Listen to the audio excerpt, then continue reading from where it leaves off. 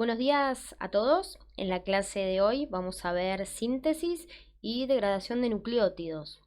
Vamos a ver cómo se forman las bases nitrogenadas, como por ejemplo la adenina, la guanina, el uracilo, y cómo se degradan estas bases. Ya les adelanto, el producto de degradación de estas bases es el ácido úrico. Ácido úrico que en exceso va a generar una enfermedad que conocemos como gota. También veremos algunas características particulares de esta enfermedad y cómo se va a desarrollar su tratamiento y algunas otras características particulares con respecto a esta enfermedad. Bueno, comencemos entonces definiendo qué son los nucleótidos, dónde se encuentran, cómo están formados. Un nucleótido es una molécula formada por una pentosa, que puede ser ribosa, por ejemplo, más una base nitrogenada, más un fósforo. Hemos visto varios ejemplos de nucleótidos a lo largo del cuatrimestre. El que más hemos nombrado es el ATP, adenosintrifosfato. Otros nucleótidos vistos y conocidos también son el ADN y el ARN. Mejor dicho, ADN y ARN lo vamos a llamar ácidos nucleicos, pero los definimos como una polimerización de nucleótidos, tanto a uno como a otro. Las coenzimas NAD y FAD, CoA también, son nucleótidos, y el AMP cíclico, que hemos visto en varias ocasiones también, como por ejemplo actuando como segundo mensajero, también es un nucleótido que en este caso, bueno, está ciclado, por eso es AMP cíclico.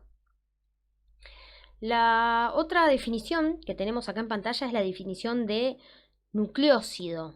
Un nucleócido no es ni más ni menos que una base más una pentosa, pero sin el fósforo, a diferencia de el nucleótido. Nucleótido es base más ribosa más fósforo y nucleócido es ribosa más base nitrogenada.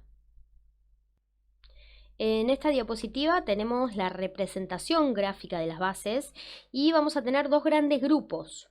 Por un lado vamos a tener las bases púricas o purinas y por otro lado vamos a tener a las pirimidinas. La diferencia entre ambas que podemos ver a simple vista es en su estructura. Las bases púricas cuentan con dos anillos y las pirimidinas son las que cuentan con un solo anillo en su estructura. Por otro lado, si miran la numeración de los carbonos y de los nitrógenos, van a encontrar que en el caso de las purinas van en contra de las agujas del reloj. Empiezo con el nitrógeno número 1, acá lo vemos ubicado, y luego sigue el carbono número 2 hacia la derecha, y así sucesivamente. En cambio, en la numeración de las pirimidinas va a ir al revés, van a ir a favor de las agujas del reloj. Comienzo aquí y continúo a favor de las agujas del reloj. Las bases adenina y guanina pertenecen al grupo de las purinas, mientras que la citosina, la timina y uracilo forman parte de las pirimidinas. La adenina, la guanina y la citosina van a formar parte tanto del ADN como del ARN, mientras que el uracilo es exclusivo del ARN y la timina es exclusiva del ADN. Estos son los nombres de las bases que luego van a ser combinadas con ribosa y van a dar como resultado un nucleócido. Y si a esos nucleócidos se les agrega además una molécula de fósforo, se van a convertir en nucleótidos. Por ejemplo, si a la base adenina le agrego una pentosa, se va a transformar en el nucleócido adenosina.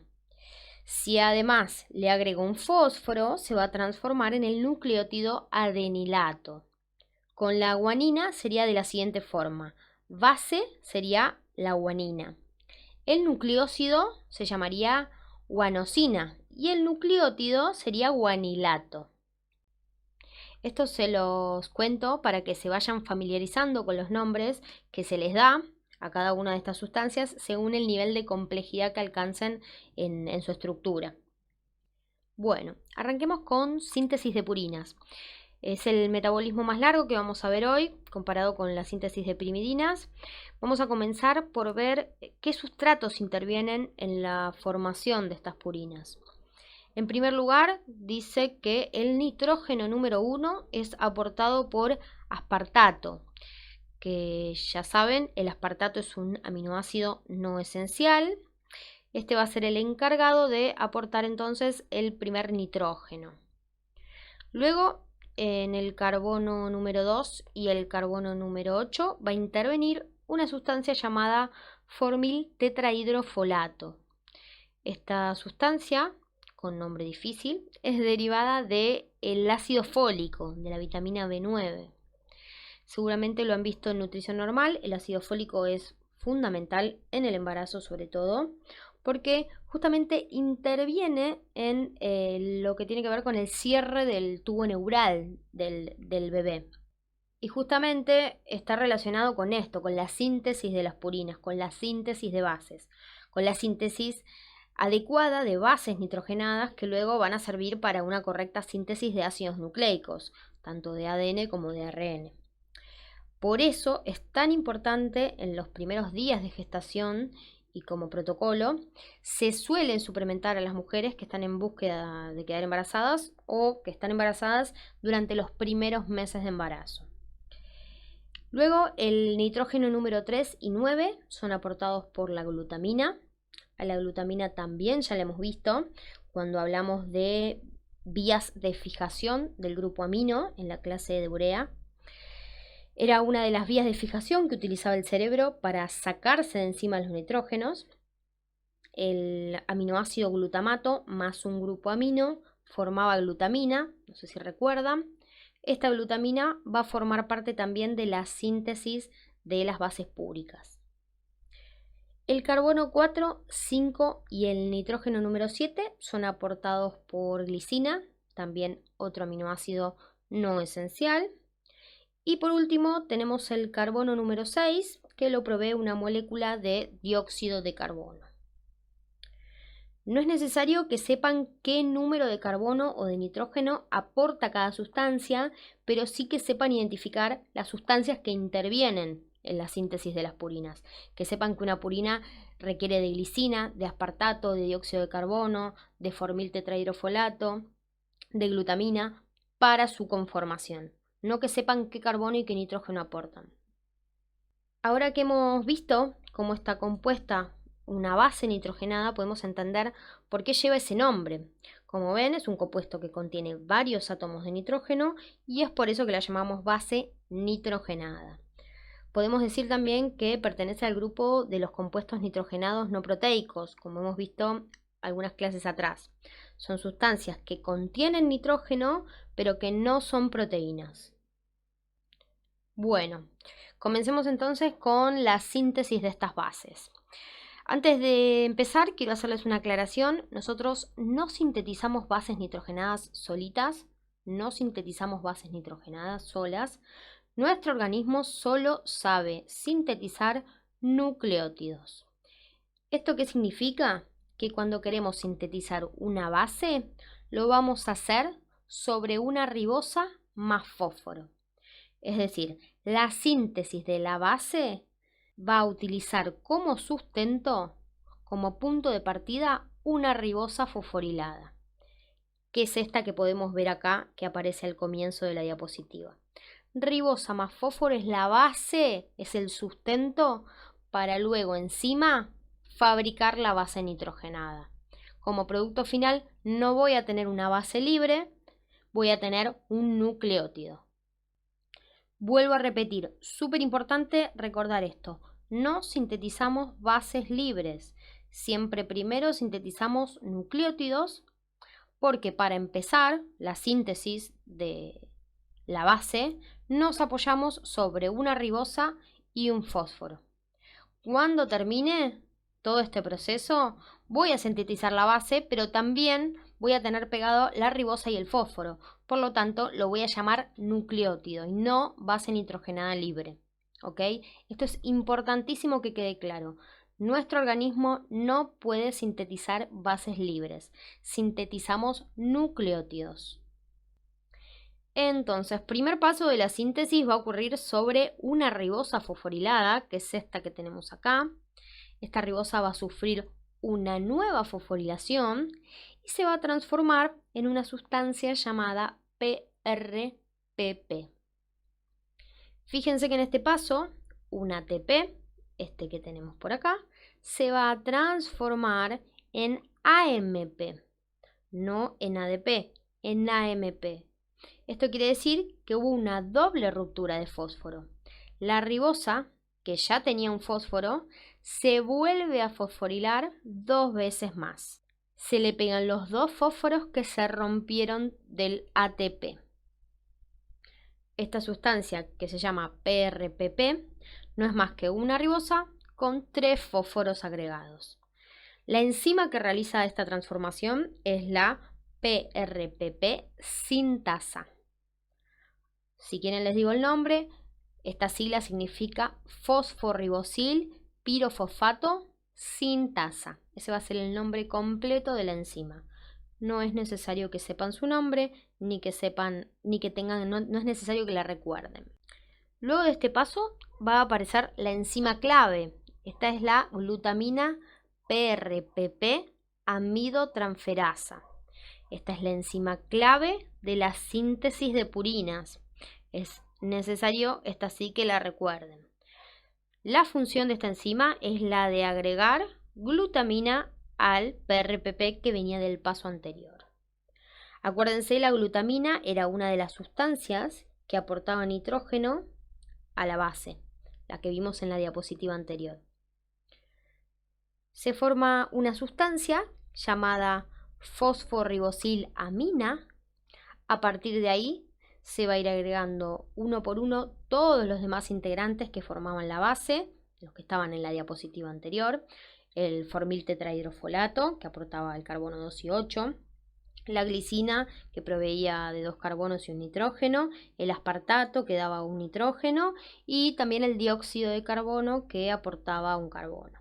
Todos ellos van a ir formando la estructura de anillos. Además, para que los anillos se formen, van a haber sucesivas reducciones y deshidrataciones.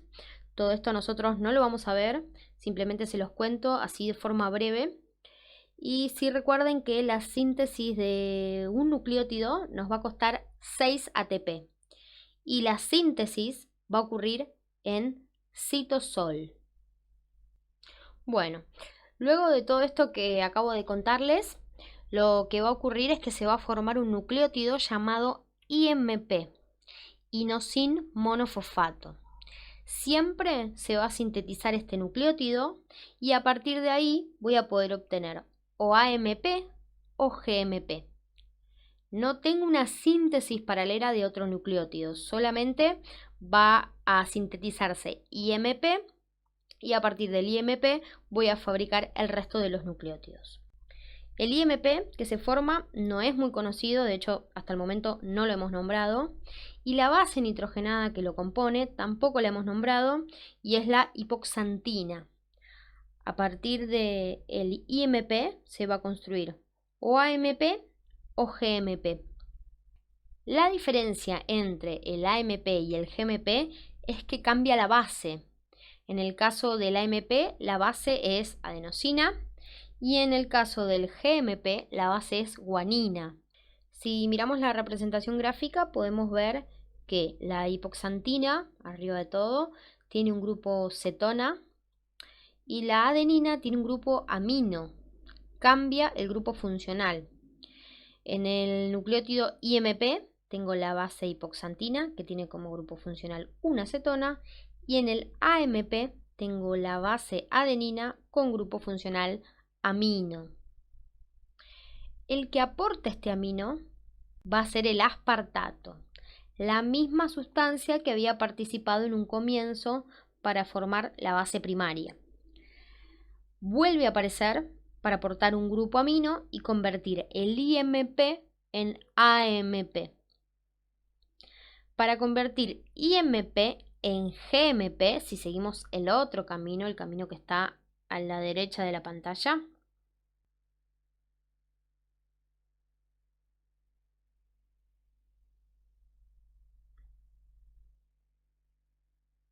fíjense que la estructura del IMP es igual, lo único que va a cambiar es que se le agrega un grupo amino.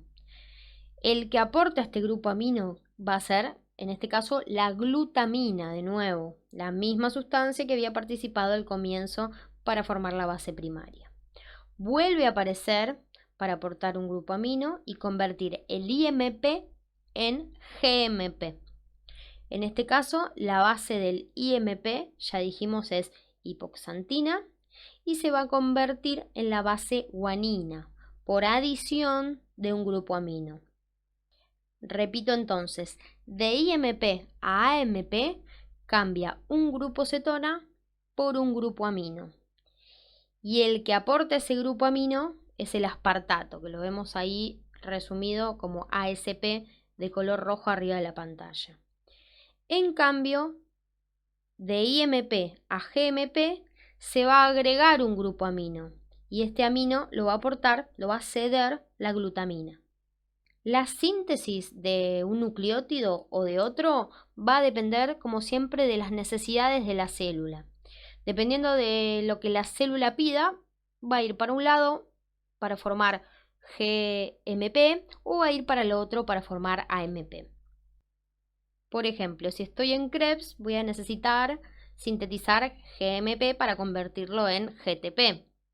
Si necesito sintetizar, por ejemplo, un segundo mensajero como el AMP cíclico, voy a ir para el lado de la síntesis de AMP.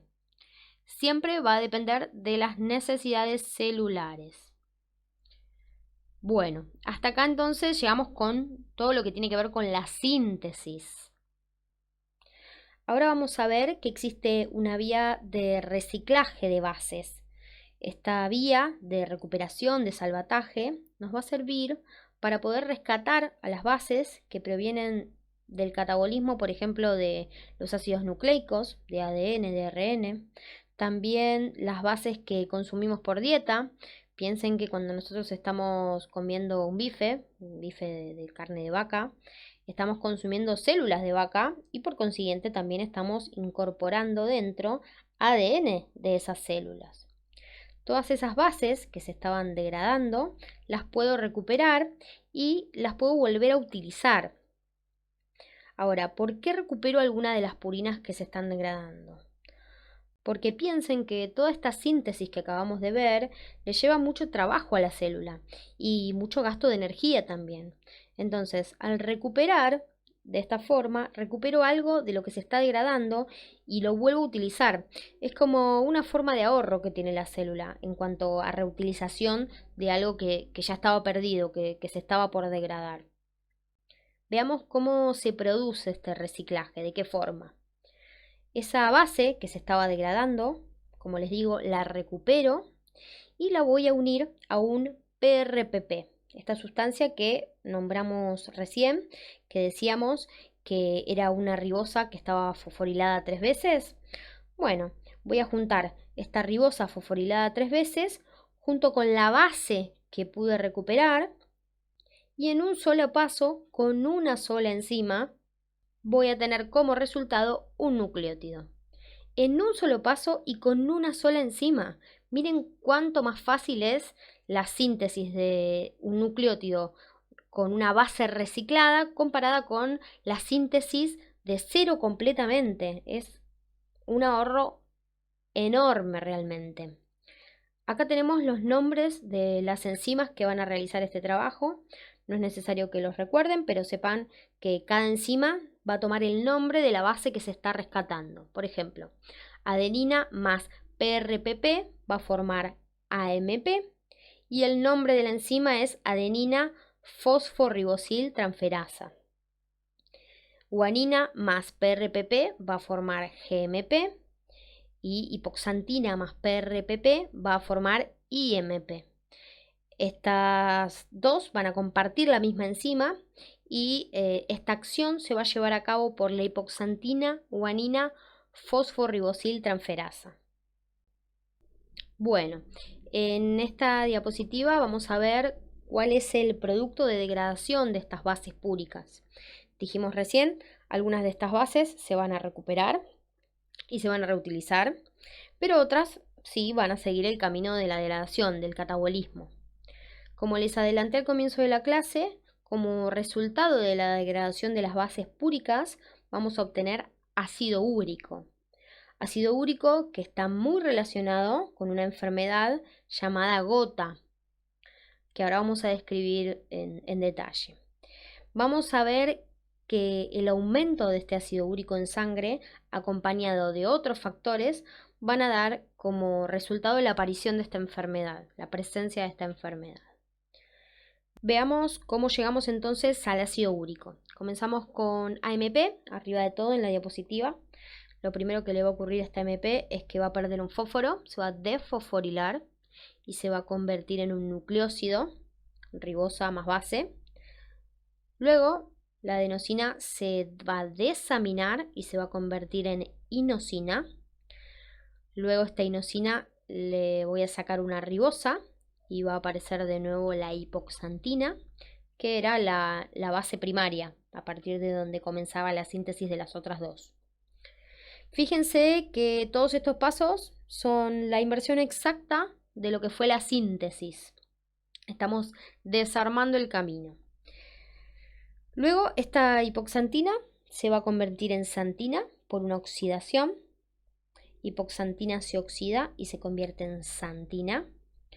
Y después vuelve a sufrir una nueva oxidación y se va a convertir en ácido úrico, producto final de la degradación de purinas. Si vengo de GMP, lo primero que hago va a ser sacar fósforo, luego saco ribosa y por último voy a desaminar, lo mismo que con el AMP. Llego a la misma sustancia, a xantina, y por una nueva oxidación voy a obtener ácido úrico. Las enzimas encargadas de transformar la xantina en ácido úrico son enzimas llamadas xantinooxidasas. Como pueden ver, el ácido úrico tiene en su composición varios grupos oxidrilos, varios alcoholes, y esto hace que sea una sustancia polar. Es por eso que se puede eliminar por orina. El ácido úrico se va a eliminar por orina, porque logro transformarlo en una sustancia polar. Todas estas oxidaciones que fue sufriendo lo transformaron en una sustancia polar. Sin embargo, este ácido úrico, a pH fisiológico, es decir, en la sangre, se va a transformar en otra sustancia que se llama urato. El ácido úrico en sangre se transforma en urato. De ácido úrico voy a pasar a tener a pH fisiológico urato. ¿Cuál es la diferencia entre estas dos sustancias? El urato es una sal, es lo mismo que el ácido úrico, es la misma sustancia, solo que a un pH de 7.35, un pH fisiológico, va a adquirir la forma aceto. Mientras que a un pH ácido, como es el pH de la orina, un pH de 5, va a adquirir la forma alcohólica. El urato es 17 veces más soluble, más polar que el ácido úrico. Pero si por alguna circunstancia en particular disminuye el pH de la sangre, por ejemplo ante una acidosis, el urato se puede convertir en ácido úrico y traer consecuencias negativas, ya que el ácido úrico es menos soluble, es menos polar que el urato. El urato en sangre debe mantenerse así, como urato. De lo contrario, se va a correr el riesgo de que precipite. Si esto ocurre, si precipita, el urato tiende a formar cristales. Estos cristales en sangre se van a acumular en ciertos tejidos, en ciertas zonas del cuerpo y van a desencadenar una enfermedad, que ya la nombramos, que es la gota. Ahora bien, ¿qué tiene que ocurrir para que el urato precipite? Mejor dicho, ¿bajo qué condiciones el urato se va a mantener estable y soluble en la sangre? En primer lugar, el urato se tiene que mantener por debajo de los 7 miligramos por decilitros en sangre. Esto ocurre como con todas las sustancias que se encuentran en solución. Tienen un nivel de saturación. En el caso del urato, por encima de los 7 miligramos por decilitro, se va a saturar en sangre y va a tender a precipitar y a formar cristales. el segundo factor importante para que el urato no precipite es la temperatura. Por debajo de los 36 o 37 grados centígrados, el urato va a tender a precipitar y a formar cristales. Es por eso que el invierno es la estación que más suelen sufrir aquellas personas que padecen de gota. Y a raíz de esto también las zonas del cuerpo más afectadas son las que están más expuestas al frío, como por ejemplo el pabellón de la oreja, las rodillas, las articulaciones en general, los dedos de los pies, los dedos de las manos, los tobillos, todas zonas que están mucho más expuestas. Por lo tanto, el frío va a generar mayor vasoconstricción, va a disminuir el flujo de sangre y el urato va a tender a precipitar y acumularse allí. El problema de esto es que esta acumulación de cristales va a generar mucho dolor y mucha inflamación en el lugar donde se acumulen. Por último, ya lo dijimos, el pH se debe mantener en pH fisiológico, un pH normal. En cuanto el pH disminuye por debajo de lo normal, el urato va a tender a precipitar y va a tender a formar cristales. Las situaciones en las cuales el pH puede bajar, ya las hemos visto en varias ocasiones. Por ejemplo, puede ser ante un ayuno muy prolongado, que genera un aumento en la concentración de los cuerpos cetónicos y por lo tanto disminuye el pH sanguíneo y el urato va a formar cristales. Esa puede ser una de las causas por las cuales disminuye el pH. Entonces, repasamos: temperaturas bajas, pH bajo o aumento en la concentración de urato en sangre son todas condiciones que van a predisponer a la aparición de gota. Bueno, yo les dije recién que algunos cristales se acumulaban en lugares más expuestos al frío, pero además estos cristales pueden acumularse en el riñón o en las vías urinarias. Esto está relacionado con el pH de la orina. Este pH ácido va a colaborar con la precipitación y la cristalización del urato. A esto lo vamos a conocer con el nombre de litiasis renal o litos, piedras en los riñones. Además por un aumento de uratos, hay otras causas de litiasis renal, puede ser por cálculos que sean de calcio o cálculos de oxalatos. En este caso nada tiene que ver con la hiperuricemia ni con la gota, pero se los cuento para que sepan que hay otras causas además de litiasis renal. Vamos a hacer una aclaración. No es lo mismo decir gota que decir hiperuricemia. Cuando el urato en sangre está elevado por encima de los 7 miligramos, vamos a hablar de hiperuricemia, no de gota. En cambio, cuando esta hiperuricemia viene acompañada de otra cosa, de algún signo o de algún síntoma, ahí sí vamos a estar hablando de gota. Cuando digo algún signo o algún síntoma más, me refiero a hiperuricemia más cálculos en el riñón, que sean obviamente por acumulación de ácido úrico, o a hiperuricemia acompañado de dolor e inflamación en las articulaciones, lo que llamamos artritis monoarticular aguda. Toda esta combinación de síntomas son los que nos van a llevar a el diagnóstico de gota. No solamente la hiperuricemia, no solamente el urato por encima de los 7 miligramos por decilitro. El aumento del ácido úrico, del urato en sangre, no es por sí mismo diagnóstico de gota. Tiene que venir acompañado de estos síntomas, de alguno de estos síntomas. Algo que no les dije: en las mujeres los valores normales de urato en sangre son de 3 a 6 miligramos por decilitro y en los hombres los valores normales son entre 4 y 7, pero se toma como hiperuricemia por encima de 7, los valores en relación a los hombres. El aumento de urato en sangre o hiperuricemia puede generarse por dos causas principalmente. En primer lugar, por un aumento en la síntesis de urato, es decir, genero mucho catabolismo de purinas. Y en segundo lugar, por una disminución en la excreción. Genero niveles normales de urato, pero tengo problemas para excretarlo, para eliminarlo de mi cuerpo a través de la orina.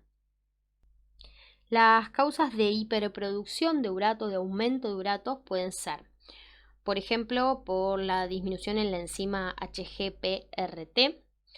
Esta enzima era la enzima que se encargaba de reciclar a las bases. Si disminuye la recuperación de purinas, estas no pueden ser recicladas y por lo tanto deben ser eliminadas del organismo. Para poder eliminarlas, primero las tengo que transformar en urato y como resultado de todo esto voy a tener un aumento en la producción de urato.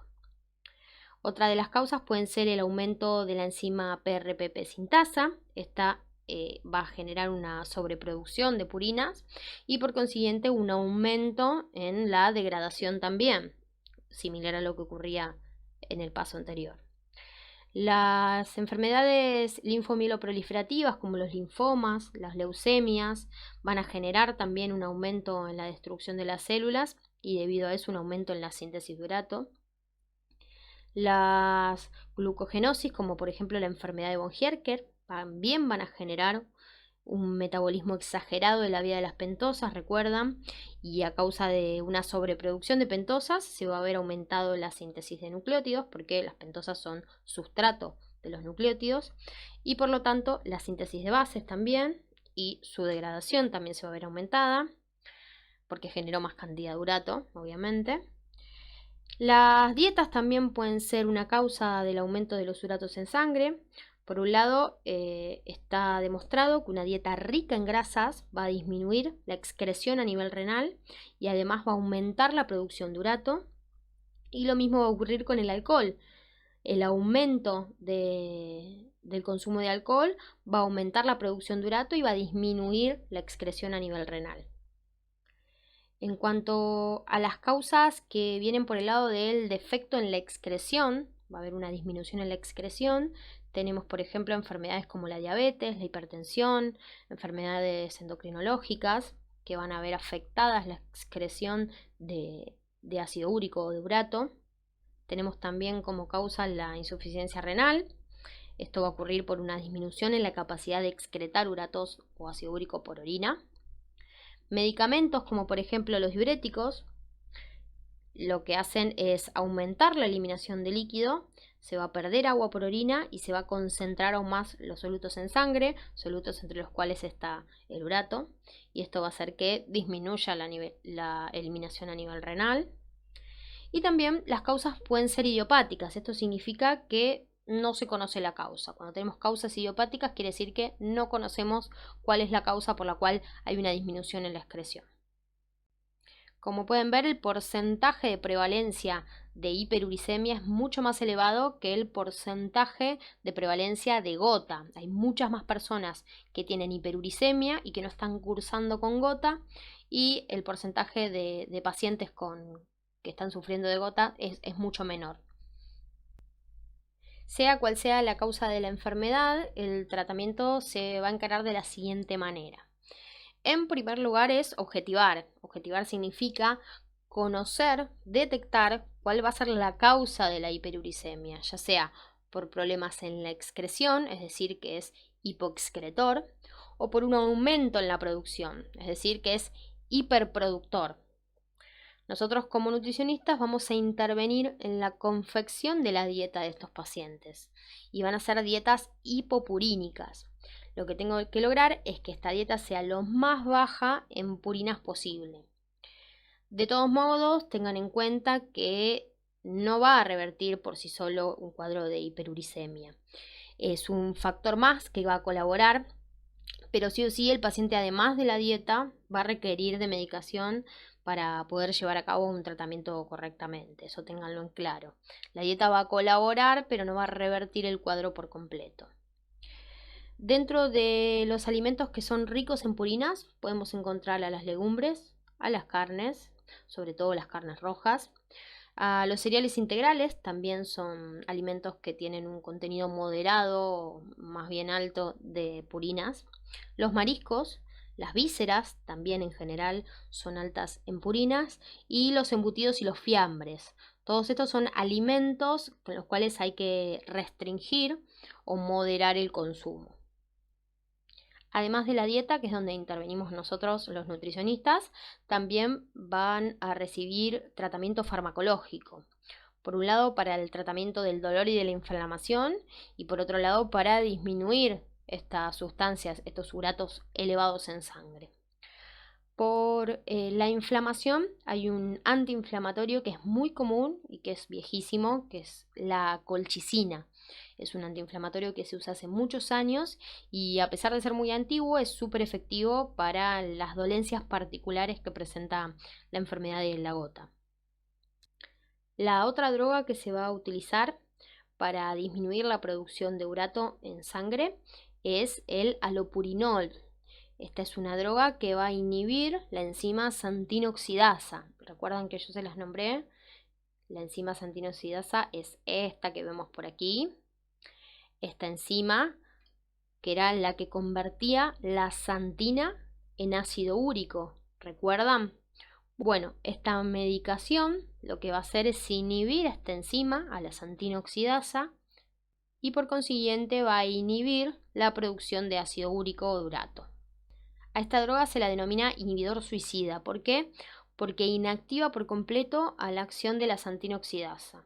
Una vez que actúa sobre la enzima, la inactiva para siempre. Esta se va a administrar si la causa de hiperuricemia es por una hiperproducción. En el caso de que la causa sea hiposecreción, es decir, que no se puede eliminar correctamente el ácido úrico por orina, los medicamentos que se van a administrar son uricosúricos, como por ejemplo la sulfimpirazona o el probenecid.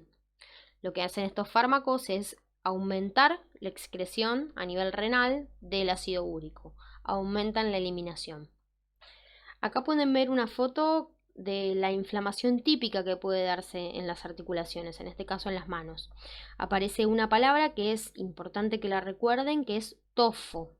Un tofo gotoso es el cristal de urato que precipitó, más toda la respuesta inflamatoria alrededor.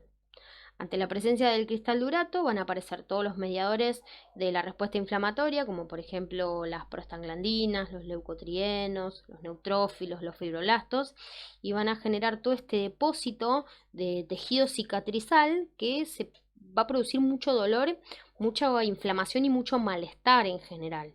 Es lo que realmente más afecta a las personas que tienen esta enfermedad, que tienen la gota.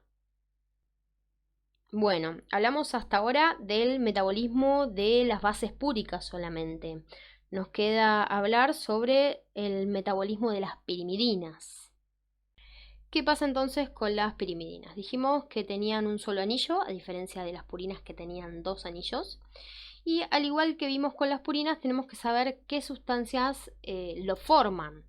Acá tenemos el dibujo de una pirimidina y vemos que está compuesta, está formada por glutamina, que va a aportar el nitrógeno número 3, por el aspartato, que va a aportar 3 carbonos y un nitrógeno, y por dióxido de carbono, que va a aportar el carbono número 2. La enzima clave de la síntesis de pirimidinas es una enzima que seguro les va a sonar porque ya la hemos visto, y es la carbamilfosfato sintasa 2. Nosotros en realidad no vimos a esta en particular, vimos a su isoenzima, la carbamilfosfato sintasa 1, y esta era la enzima clave de la síntesis de urea. La carbamilfosfato sintasa 2 es la enzima clave de la síntesis de pirimidinas. A diferencia de la 1, de la carbamilfosfato sintasa 1, que es la enzima clave de la síntesis de la urea, esta, la enzima clave de la síntesis de pirimidinas, va a actuar en citosol, mientras que la otra actuaba en mitocondria. Primer paso entonces para la síntesis de una pirimidina, voy a utilizar como sustrato glutamina más ATP más dióxido de carbono. Y voy a formar una sustancia llamada carbamilfosfato. Luego se va a incorporar el aspartato y se va a formar una sustancia llamada carbamilaspartato. A partir de ahí puedo formar el nucleótido UMP, que es uridilato y tiene como base uracilo, o a partir de uridilato puedo formar también el nucleótido CMP, que es citidilato. Por último, las pirimidinas no van a dar ácido úrico como producto de degradación, dan un intermediario metabólico que conocemos muchísimo, súper importante, que es el acetil-CoA. Nada que ver con las purinas en este caso. Como producto de degradación, las pirimidinas van a dar acetil-CoA. Y como semejanza, al igual que las bases púricas, estas también pueden reciclarse y pueden volver a utilizarse. Bueno, hasta acá llegamos entonces con la clase de hoy. La próxima clase veremos metabolismo de hormonas esteroides y algunas enfermedades que están relacionadas con el metabolismo de ellas.